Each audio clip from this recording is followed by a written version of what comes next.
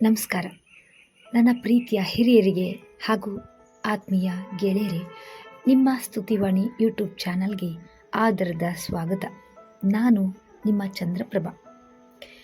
ಗೆಳೆಯರೇ, ಹೆಣ್ಣಾಗಿ ಹುಟ್ಟೋದು ಈ ಭೂಮಿ ಮೇಲೆ ಎಷ್ಟು ವರವೋ, ಅದೇ ಹೆಣ್ಣಿನ ಬದುಕು ವಿಧಿಯ ಆಟಕ್ಕೆ ಸಿಕ್ಕಿ ನಲಿಗಿ ಹೋಗೋದು ಅಷ್ಟೇ ದೊಡ್ಡ ಶಾಪ ಕೂಡ. ಹೆತ್ತ ಕರುಳಿಗೆ ಗೊತ್ತು, ಒಂದು ಹೆಣ್ಣುಮಗುವನ್ನು ಸಾಕಿ ಬೆಳೆಸಿ ಮತ್ತೊಂದು ಮನೆಗೆ ಕಳಿಸ್ಬೇಕಾದ್ರೆ ಆ ತಂದೆ ತಾಯಿ ಎಷ್ಟೊಂದು ಕಣ್ಣೀರನ್ನು ಸುರಿಸ್ತಾರೆ ಅಂತ.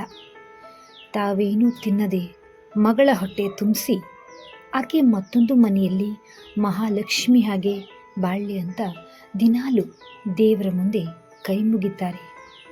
ಆದರೆ ಕೆಲವೊಮ್ಮೆ ಈ ವಿಧಿ ಇದೆಯಲ್ಲ, ಅದು ತುಂಬ ಕ್ರೂರವಾದದ್ದು ಗೆಳೆಯರೆ. ಮದುವೆಯಾಗಿ 5 ವರ್ಷಕ್ಕೆ ಕೈ ಹಿಡಿದ ಪತಿ ಅರ್ಧ ದಾರಿಯಲ್ಲೇ ಕೈ ಬಿಟ್ಟು ಹೋದರೆ ಆ ಎಳೆಯ ವಯಸ್ಸಿನ ಹೆಣ್ಮಗಳ ಬದುಕು ಏನಾಗಬೇಕು? ಸಾಮಾನ್ಯವಾಗಿ ಮಗ ಸತ್ತ ತಕ್ಷಣ ಸೊಸೆಯನ್ನ ಅಪಶಕನ ಅಂತ ಮನೆಯಿಂದ ಆಚೆ ತಳ್ಳೋ ಸ್ವಾರ್ಥಿ ಜಗತ್ತಿದು. ಆದರೆ ನಾನಿವತ್ತು ನಿಮಗೆ ಹೇಳ್ತಾ ಇರುವ ಕತೆ ಇಡೀ ಭಾರತ ದೇಶವೇ ಕಣ್ಣೀರಾಗ್ತಾ ಎದ್ದು ಸಲಾಂ ಹೊಡೆಯುವಂತಹ ಒಂದು ಸತ್ಯದ ಕತೆ. ಮಧ್ಯಪ್ರದೇಶದ ಒಂದು ಹಳ್ಳಿಯಲ್ಲಿ ನಡೆದಂತಹ ಕ್ರಾಂತಿಕಾರಿ ಸತ್ಯ ಘಟನೆಯನ್ನು ಹೇಳ್ತೀನಿ. ಹೆತ್ತವರ ಕಣ್ಣುಗಳಲ್ಲಿ ಕಣ್ಣೀರನ್ನು ತರಿಸೋ ಆ ಮಹಾ ತಾಯಿಯ ಜರ್ನಿಯನ್ನು ಇವತ್ತು ನಿಧಾನವಾಗಿ ಹೃದಯ ಕೊಟ್ಟು ಕೇಳಿ. ಈ ಕತೆ ಶುರುವಾಗೋದು ಮಧ್ಯಪ್ರದೇಶದ ಉಜ್ಜಯಿನಿ ಜಿಲ್ಲೆಯ ಒಂದು ಪುಟ್ಟ ಬಡ ಹಳ್ಳಿಯಲ್ಲಿ. ರಾಂಬಾಬು ಎಂಬ ಒಬ್ಬ ಸಾಮಾನ್ಯ ಕೂಲಿ ಕಾರ್ಮಿಕನ ಮನೆಗೆ ಒಂದು ಮುದ್ದಾದ ಹೆಣ್ಮಗು ಜನ್ಮ ತಾಳುತ್ತೆ. ಅವಳ ಹೆಸರೇ ಪ್ರಿಯಾಂಕಾ. ಅವಳು ಹುಟ್ಟಿದಾಗ ಆ ತಂದೆಯ ಕೈಯಲ್ಲಿ 1 ರೂಪಾಯಿ ಕಾಸು ಇರಲಿಲ್ಲ. ಆದರೆ ಮಗಳ ಮುಖ ನೋಡಿದ ತಕ್ಷಣ ಆ ತಂದೆಯ ಕಣ್ಣಲ್ಲಿ ಆನಂದ ಬಾಷ್ಪ ಹರಿದಿತ್ತು. ಬಡತನದ ಸಂಸಾರ ಅದು. ತಂದೆ ರಾಂಬಾಬು ದಿನವಿಡೀ ಸುಡುವ ಬಿಸಿಲಿನಲ್ಲಿ ಬೆವರು ಸುರಿಸಿ ಕಷ್ಟಪಟ್ಟರೆ ಅಮ್ಮ ಮನೆಯಲ್ಲಿ ಅರ್ಧ ಹೊಟ್ಟೆ ಉಂಡು ಮಗಳನ್ನು ಸಾಕ್ತಾ ಇದ್ಲು. ಮಗಳಿಗೆ ಒಂದು ಸಣ್ಣ ಹಬ್ಬದ ಬಟ್ಟೆ ಕೊಡಿಸಲು ತಂದೆ ತನ್ನ ಹರಿದ ಚಪ್ಪಲಿಯನ್ನೇ 6 ತಿಂಗಳು ಹೊಲೆದು ಹಾಕೊಳ್ತಾ ಇದ್ರು. ಮಗಳು ನಕ್ರೆ ತಮಗೆ ಹಸಿವೆ ಆಗ್ತಿರಲಿಲ್ಲ ಆ ಹೆತ್ತವರಿಗೆ. ಪ್ರಿಯಾಂಕಳ ಪ್ರತಿಯೊಂದು ಹೆಜ್ಜೆಯಲ್ಲೂ ಆ ಹೆತ್ತವರ ರಕ್ತ ಮತ್ತು ಬೆವರ ಹನಿಗಳಿದ್ದವು. ಆಕೆಯನ್ನು ಅಷ್ಟು ಕಷ್ಟಪಟ್ಟು ಪ್ರೀತಿಯಿಂದ ಸಾಕಿ ಬೆಳೆಸ್ತಾ ಇದ್ರು. ಹೀಗೆ ಕಾಲ ಉರುಳ್ತಾ ಹೋಯಿತು. ಹಳ್ಳಿಯ ಆದಿಯಲ್ಲಿ ಓಡಾಡ್ಕೊಂಡಿದ್ದ ಮುಗ್ಧ ಬಾಲಕಿ ಪ್ರಿಯಾಂಕಾ ಈಗ ಬೆಳೆದು ಕಾಲೇಜು ಮೆಟ್ಟಿಲು ಹೊತ್ತಾಳೆ. ಕಾಲೇಜಿಗೆ ಹೋಗುವಾಗ ತಂದೆ ರಾಂಬಾಬು ತನ್ನ ಜೇಬಿನಲ್ಲಿದ್ದ 10 ರೂಪಾಯಿ ನೋಟನ್ನು ಮಗಳ ಕೈಗಿಟ್ಟು, ಮಗಳೇ ಜೋಪಾನವಾಗಿ ಹೋಗ್ಬಾ ಅಂದು ಹೇಳ್ತಾ ಇದ್ರು. ಪ್ರಿಯಾಂಕಾ ತುಂಬ ಬುದ್ಧಿವಂತೆ. ಹೆತ್ತವರ ಕಷ್ಟ ಅವಳಿಗೆ ಚೆನ್ನಾಗಿ ಗೊತ್ತಿತ್ತು. ಕಾಲೇಜಿನಲ್ಲಿ ಬೇರೆ ಹೆಣ್ಮಕ್ಳು ಹೊಸ ಬಟ್ಟೆ, ಮೊಬೈಲ್ ಅಂತ ಕುಣಿದಾಡುವಾಗ ಪ್ರಿಯಾಂಕಾ ಮಾತ್ರ ತನ್ನ ಹಳೆಯ ಹರಿದ ಪುಸ್ತಕಗಳಲ್ಲಿ ಹೆತ್ತವರ ಕಣ್ಣೀರನ್ನು ಒರೆಸುವ ಭವಿಷ್ಯವನ್ನು ಹುಡುಕ್ತಾ ಇದ್ಲು. ಆಕೆಗೆ 19 ವರ್ಷ ತುಂಬುವಷ್ಟರಲ್ಲಿ ಹೆತ್ತವರ ಕಣ್ಣಲ್ಲಿ ಒಂದೇ ಒಂದು ಕನಸಿತ್ತು.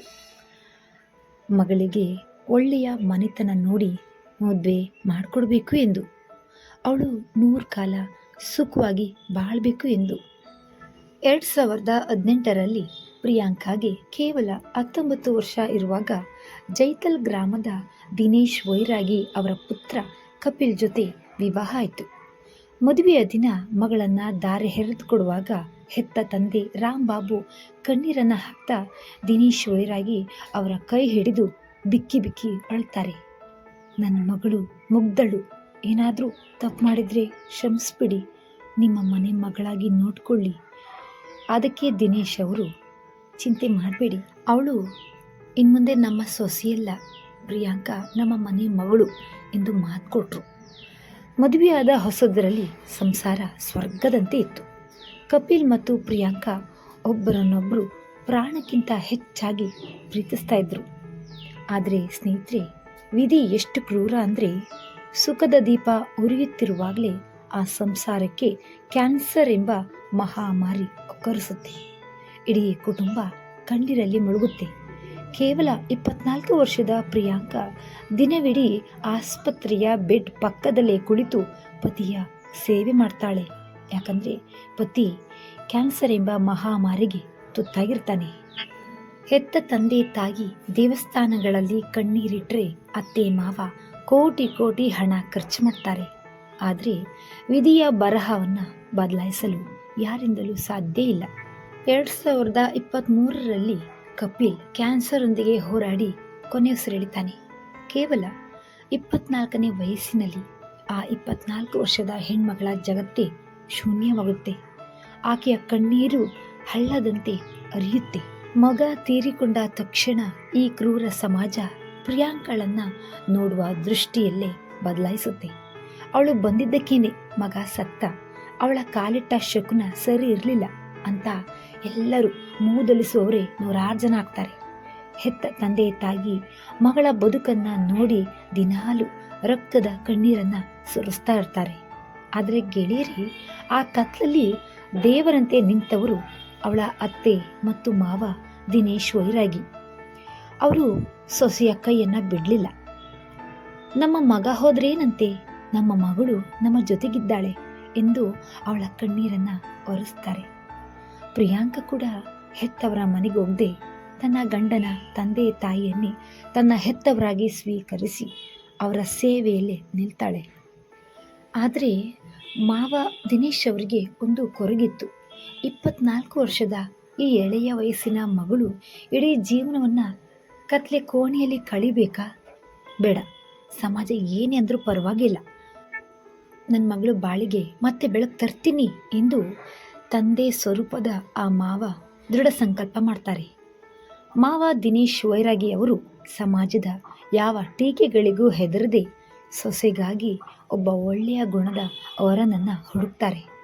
ಇತ್ತೀಚೆಗೆ ಭೂಪಾಲ್ ನಗರದಲ್ಲಿ ಅತ್ಯಂತ ವೈಭವದಿಂದ ಮದುವೆಯನ್ನು ಆಯೋಜಿಸಿದ್ದೆ. ಇಡೀ ಮದುವೆಯ ಖರ್ಚನ್ನು ಆ ಮಾವನೇ ಹೆತ್ತ ತಂದೆಯಾಗಿ ಭರಿಸ್ತಾರೆ. ಎಲ್ಲದಕ್ಕಿಂತ ಹೆಚ್ಚಾಗಿ ಗೆಳೆಯರೇ, ಮದುವೆಯ ಮಂಟಪದಲ್ಲಿ ದಿನೇಶ್ ವೈರಾಗಿ ಮತ್ತು ಅವರ ಪತ್ನಿ ಕುಳಿತು ಸ್ವತಃ ಹೆತ್ತ ತಂದೆ ತಾಯಿಯ ಸ್ಥಾನದಲ್ಲಿ ನಿಂತು ಆ ಸೊಸೆಯ ಕಾಲನ್ನು ತೊಳೆದು ಕನ್ಯಾದಾನ ನೆರವೇರಿಸ್ತಾರೆ. ಇದನ್ನು ಕಂಡು ಇಡೀ ಮಂಟಪದಲ್ಲಿದ್ದವರ ಕಣ್ಣುಗಳು ಒದ್ದೆ ಆಗ್ತವೆ.